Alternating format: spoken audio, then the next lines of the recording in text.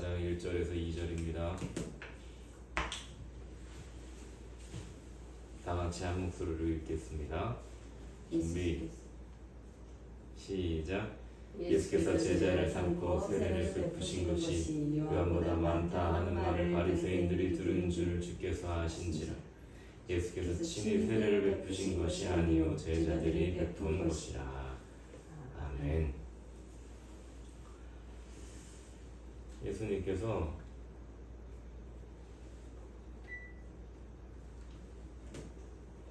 갈릴리 가나에서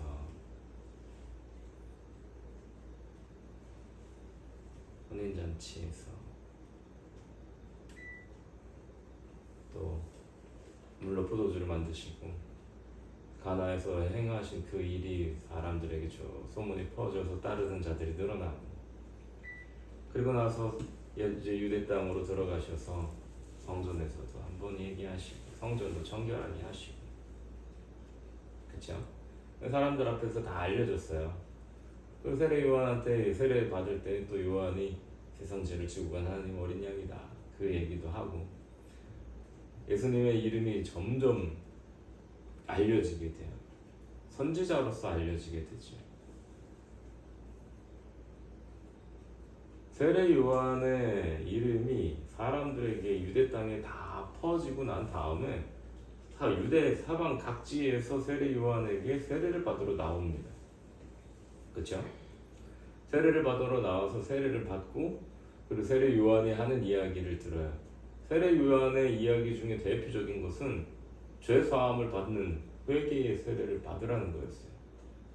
자, 세례를 받으면 죄 사함을 얻게 될까요?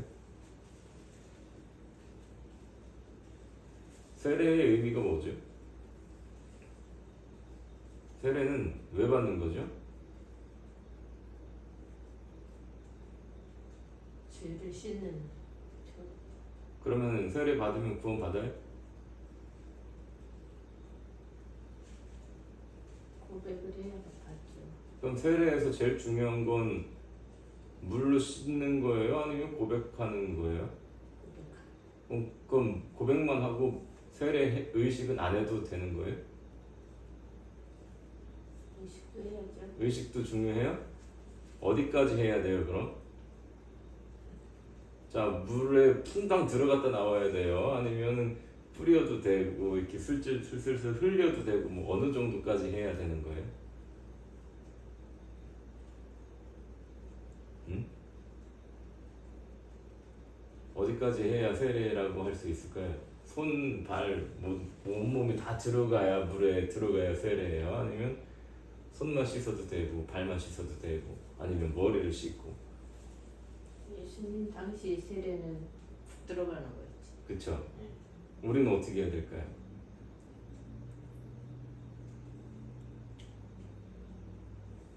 에?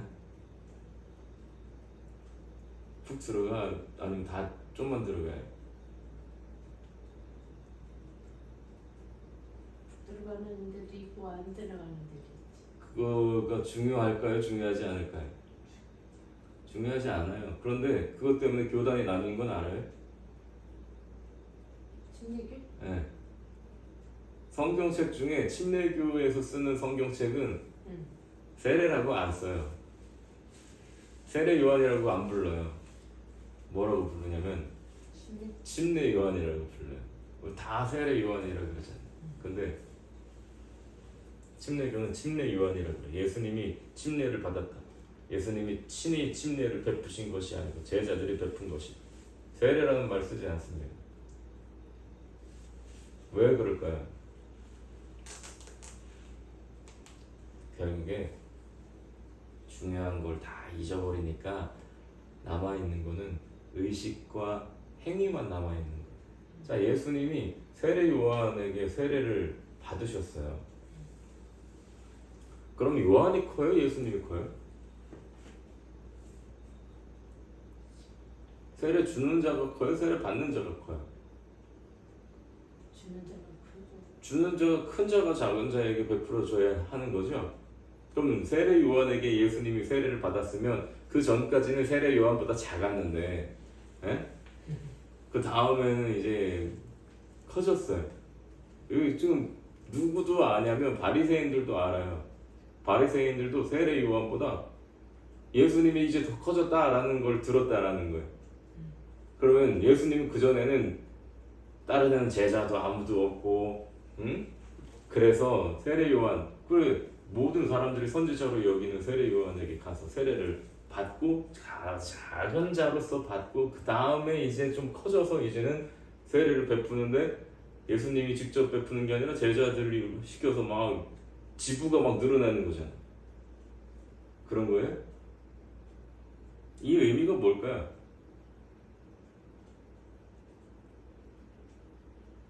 네? 큰 자가 작은 자에게 세례를 주는 거죠. 맞아요?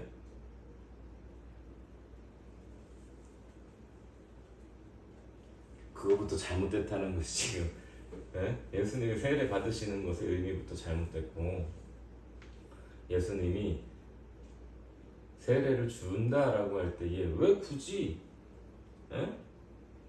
예수님이 세례 준 게 아니라 제자들이 베풀었다 그래요. 왜 그랬어요? 자, 세례 요한은 누구의 이름으로 세례를 줬을까요?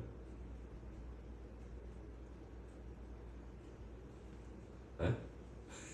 자, 세례 줄 때 우리는 요즘에 세례는 어떻게 줘요? 성부와 성자와 성령의 이름으로 세례를 주노라 라고 할 때 주어가 있어요. 이제 내가 예수 그리스도께 받은 권한으로 인하여서 성부와 성자와 성령의 이름으로 세례를 주노라.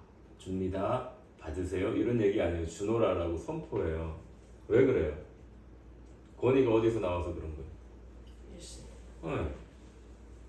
하나님에게서 권위가 있기 때문에 이제 주님께서 주신 그 권한을 가지고서 이제 내가 성부와 성자와 성령의 이름으로 세례를 주노라 하고 할 때 내가는 그 세례를 주는 자가 하나님의 권위, 그 하나님이 위임하신 권세 그걸 가지고서 세례를 베푼다라는 거예요. 성직자가. 하지 뭐 성직자라는 말 자체도 이제 바뀌게 되겠지. 그렇다면 세례 요한은 누구의 이름으로 세례를 줬을까요?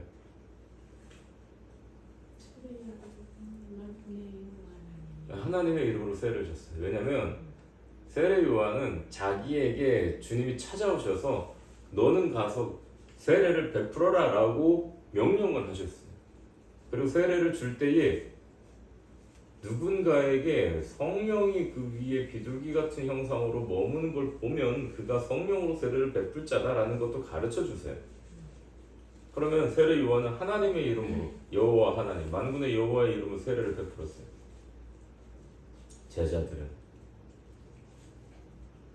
제자들은 누구 이름으로 세례를 베풀었을까요? 예수님의 이름으로. 예수님의 이름으로 세례를 베푸는 걸 그 다음부터는. 자, 그러면 세례 요한이 하나님 여호와 하나님의 이름으로 세례를 베풀었을 때에 세례 요한은 바리새인들의 손에 의해서 죽었습니까? 세례 요한이 왜 죽었어요? 바리새인 때문에 죽었어요? 그러면 헤롯의 딸내미가 헤롯 때문에 죽었죠. 종교 지도자가 죽인 거예요? 아니에요. 그때 당시에 타락한 정치인이 죽인 거예요. 왜 그런 바리새인들은 세례 요한은 안 죽이려고 그랬을까요? 오히려 세례 요한이 제사장들을 책망해도 제사장들은 그냥 욕먹고 갔어요. 그냥. 에? 왜 세례 요한이 세례를 베풀 때는 종교 지도자들한테 죽지 않았느냐? 이유가 뭐예요? 하나님이 주신 권세로 이 일을 행한다는 증거가 있었기 때문에 그래요. 세례 요한에게. 그리고 세례 요한은 만군의 여호와의 이름으로 세례를 베풀었어요. 그러니 종교 지도자들이 그리고 모든 일반 백성들이 세례 요한을 선지자로 아는 거예요. 여호와의 이름으로 세례를 주는데 뭐 어떻게 할 거예요? 그런데 제자들은 어떻게 메시아의 이름으로 세례를 주는 거예요. 나사렛 예수 그리스도의 이름으로 세례를 베푸는 거예요. 자, 귀신을 내쫓을 때 베드로가 누구 이름으로 귀신을 내쫓아요? 성전 미문에 앉은 뱅이를 일으킬 때에 누구의 이름으로 일으켜요? 예수님의 이름. 그래요. 나사렛 예수 그리스도의 이름으로. 나사렛 예수의 이름으로 앉은 뱅이를 고치는 거예요. 그렇다는 것은 예수님이 친히 세례를 베푸실 때에 이제부터 내가 나의 이름으로 세례를 주노라라고 얘기하신 것이 아니라 제자들에게 자기의 이름을 어떻게 위임하신 거예요. 위임하셨다. 자, 우리가 세상을 살아갈 때에 우리는 그냥 나의 이름, 내 이름대로 살아가는 그런 인생이 아닌 겁니다. 예수님이 친히 세례를 다 베푸셔도 되는데 그것을 제자들에게 위임하셨어요. 제자들에게 베풀라고 주셨어요. 그리고 제자들에게 또 뭐라고 하셨냐면 너희는 증인이 되라. 아버지와 아들과 성령의 이름으로 세례를 베풀고 내가 분반 모든 것을 가르쳐 지키게 해라. 세상 끝날까지 너희와 함께 있겠다. 너희는 가서 모든 족속을 제자로 삼아라. 그 명령 위임받은 거예요. 그러면 그냥 위임받고 끝난 것이 아니지. 그 이름에 권세도 함께 주셔서 보내는 거예요. 제자들이 감히 뭐 세례 줄 수 있을 만한 그게 어디 있겠어요. 예수님은 우리에게 자신의 이름을 주셨을 때에 그 이름을 구원의 이름으로 주셨어요. 구원받은 자로 살아가라는 거죠. 그리고 그 이름을 위임받은 자로 살아갈 때에 우리는 예수님이 그 자리에 역사하시는 분으로 동행하심을 믿으면서 살아가는 거지.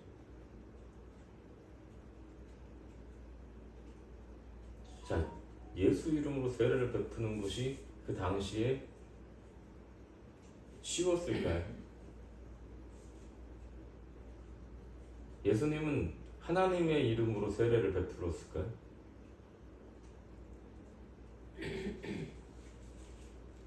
이제 요한의 세례 이후에 제자들은 메시아의 이름으로 세례를 베푸는 일을 시작했던 거예요. 그리고 그때에 택한 자들이 와서 세례를 받는데 세례 받는 것이 요한이 하는 것보다 예수님이 더 많다.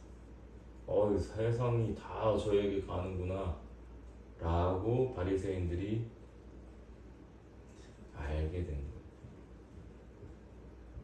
자, 선지자는 누구 때까지예요? 율법과 선지자는 누구의 때까지예요? 요한 때까지예요. 세례 요한 때까지. 그 다음에 천국은 어떻게 된다고 그래요? 세례 요한의 때까지 율법과 선지자는 세례 요한의 때까지요. 요한 이후에는 어떻게 된다고 그래요? 말씀은 천국이 침노를 당한다고 그래요. 다 몰려오는 거예요. 택한 자들이. 그때 주님은 자기의 이름으로 세례를 베푸셨어요.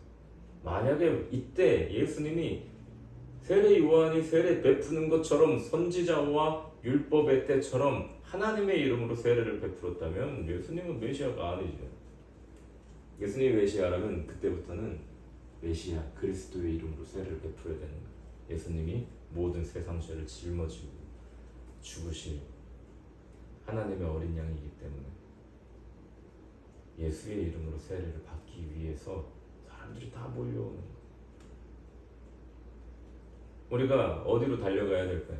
자, 요한이 세례 베푸는데 거기는 왕군의 여호와의 이름으로 세례를 베풀어요. 바리새인들도 인정해 그건. 에? 그래 안 그래? 바리새인들도 세례 요한 죽이려고 그래서 바리새인들이 안 그랬어요. 인정했어요. 왕군의 여호와의 이름으로 세례를 베푸는 거는 그래 인정.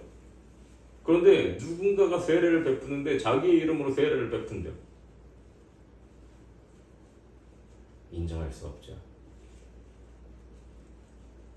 그런데 중요한 것은 세례 요한이 세례 베풀 때에 그쪽으로 달려가는 것이 아니라 예수님이 세례를 베푸실 때에 그쪽으로 달려가야 되는 거예요. 그래야 하나님이 열어놓으신 구원의 문으로 달려갈 수 있어요.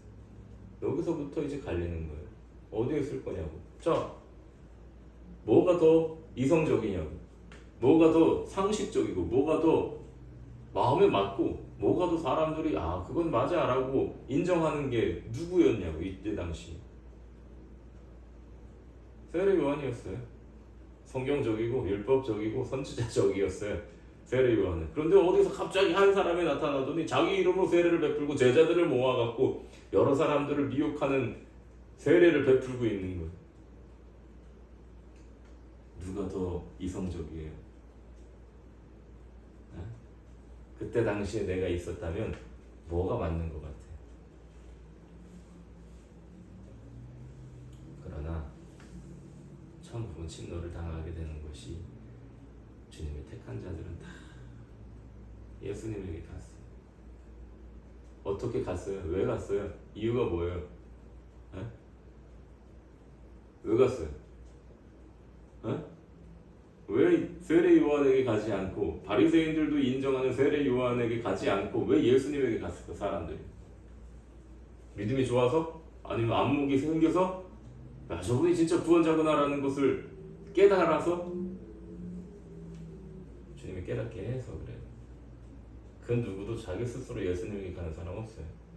예수님이 자기가 그리스도이신 것을 드러내는 표적들을 막 행하시거든요. 세례 요한은 기적을 안 행했어요. 세례 요한은 병자를 고친 적이 없어요. 이게 기가 막힌 하나님의 방법인 거예요. 하나님의 질서를 세우시는 방법은 그래요. 세례 요한은 기적을 행하지 않아요. 그래서 세하는 거예요. 왜냐하면 진짜 신랑이 오시면 그 신랑의 친구는 신부가 자기 신부를 취하지 않아도 신랑이 신부를 취하는 기쁨에 함께 동참해서 기뻐하는 거예요. 세례 요한은 그래요. 예수님은 수많은 기적을 행하시면서 사람들 앞에 자신이 그리스도이신 걸 드러내죠. 그래서 예수 이름으로 세례 받는 자리에 사람들이 달려온 거예요. 저분이 구원이구나. 그 이름이 구원의 이름이구나. 그 이름에 생명이 있구나. 그리고 그 이름으로 달려오게 된 거예요.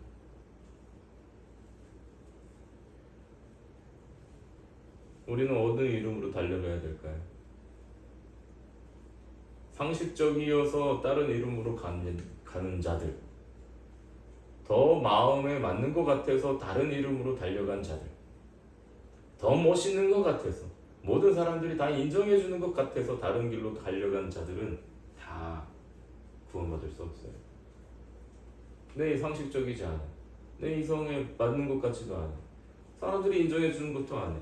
그러나 구원의 길이 예수의 이름에만 있기 때문에 내 마음에 맞지 않아도, 내 뜻과 다른다 할지라도, 내 계획과 정반대처럼 보이는 길이라 할지라도, 필경 사망의 길처럼 보인다 할지라도 예수의 이름에 생명이 있으니 그 길로 달려가는 것. 그것이 우리의 인생, 믿는 자들의 삶인 거죠. 원하기는 다른 거 뭐하고 예수의 이름, 그 예수 이름으로 날마다 달려가는, 내 생각과 내 기준과 모든 걸 다 내려놓고 내 판단, 내 결정, 그것이 중요한 것이 아니에요. 예수님이 역사하시는 곳, 예수님이 함께 거하시는 그 자리, 예수의 이름 붙잡고 나아가는, 그래야 생명의 길로 나아가는 우리 모두가 되길 주님의 이름으로 축원합니다. 기도하겠습니다. 은혜와 사랑에 충만하신 아버지 하나님, 우리의 생각과 우리의 뜻이 세상을 향하여 있을 때는 예수의 이름에서 저절로 멀어질 수밖에 없습니다. 나의 뜻과 나의 계획에 내 생각과 뜻이 머물러 있으면 저절로 예수의 이름에서 멀어질 수밖에 없습니다. 세상에 가는 길로가 아닌, 내 판단과 나의 계획과 나의 뜻으로서가 아닌, 오직 나를 위해 죽으시고 죽으실 뿐만 아니라 다시 살아 역사하시는 자신의 이름을 우리에게 주신 예수 그리스도로 말미암아 살아가는 우리의 삶이 되게 하여 주옵소서. 우리가 주님의 이름을 맡은 자로 살아갑니다. 예수 그리스도의 이름을 새긴 자로 그리스도인으로서 이 땅을 살아갑니다. 주님 그 이름, 그 이름의 은혜, 그 이름의 도우심, 그 이름의 구원하심을 의지하며 오늘도 세상을 향하여 나아가오니 주님 동행하여 주옵소서. 우리를 붙잡아 주시고 인도하여 주옵소서. 어리석은 나의 지혜로서가 아닌 모든 것을 주관하시고 섭리하시는 예수 그리스도 인도 따라 살아가는 복된 우리의 삶이 되게 하여 주옵소서.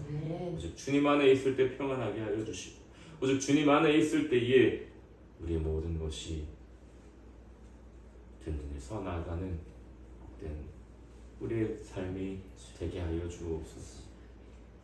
그렇게 역사하시길 예수님의 이름으로 기도드리오며 이제 우리 구주 예수 그리스도의 은혜와 하나님 아버지의 무한하신 사랑하심과 성령의 감화하시고 감동케 하시며 교통케 하시는 역사가 주의 길을 갈 때에 그 은혜를 사모하며 동행하시는 뜻을 따라 함께 행하길 소망하는 우리 모두의 심령과 행하는 모든 발걸음 위에 지금부터 영원토록 함께하옵시길 간절히 축원하옵나이다.